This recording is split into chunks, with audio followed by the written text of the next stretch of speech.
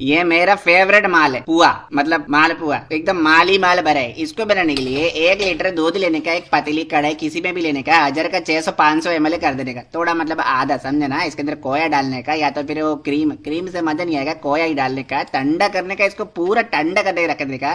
चाशनी के लिए हमको 1 कप चीनी, 1 कप पानी लेने का, उसके अंदर थोड़ा सा केसर डालने का, और चाशनी को 1 तार होना मांगता है, ठीक है ना, 1 तार चाहिए। फिर वो जो हमने दूध रखा था उसको पूरा ठंडा होने के बाद में 1 कप मैदा, 1 कप सूजी रवा जो डालने मिलाने का, 1 कप चीनी तुमको कम चाहिए तो कम रख सकता है। आधा घंटे रेस्ट मांगता है इसको, नहीं तो नहीं मजा आएगा। आधा घंटे के बाद में इसको घी में, तेल में, किसी में भी फ्राई करने का।